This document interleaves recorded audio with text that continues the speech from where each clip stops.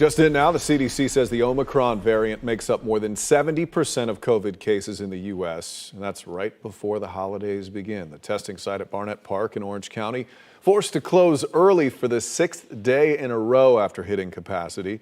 COVID cases rising across the country, too, including Florida. On Friday, the state reported nearly 30,000 new infections, more than double the week before. News 6's Nadine Yanis is at Barnett Park, where people waited for hours to get tested. Well, Barnett Park is now closed since it's after 5 o'clock, but it was 1:30 this afternoon that it actually reached capacity for the 6th day in a row. And health leaders say those long lines are an indication that cases are climbing. I got here exactly at 9, like right when I thought it was starting, but the line was already out. To Colonial. With Christmas week officially here, cars at Barnett Park weave through 2-hour-long waits as people like Joshua Hansen came to get tested. I was in contact with someone who tested positive. Health leaders say when lines are this long, it could be for a couple of reasons, including testing requirements for travel, but also it could be related to an increase in cases. Friday's state COVID report showing nearly 30,000 cases reported last week. That's more than doubled from the 13,000 reported the week before.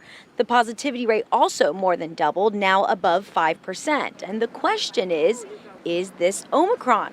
We asked CEO of UF Health at Shands, Dr. Ed Jimenez. Omicron definitely is having an impact.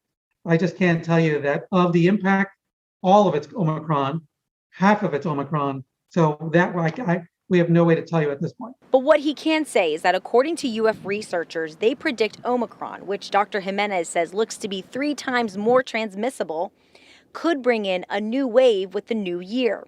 A new UF report predicting Omicron can bring 40,000 cases a day in Florida, peaking in late January. If it can get past a lot easier, then it will circulate through the unvaccinated. And if there's enough unvaccinated people that we're circulating with as vaccinated people, we're bound to get it too. What we're also learning overseas, and kind of this is why it plays into that ICU information, it doesn't appear to have such severe impact. So if you're vaccinated, it should really dull the impact. And even though cases are climbing, that state weekly report showed that there was a drop of new doses of vaccines and booster shots by 28%. Health leaders here reminding you that boosters and vaccinations and testing are all free here at Barnett Park. That will open up again at 9 o'clock Tuesday morning. In Orange County, Nadine Yanis getting results, News 6.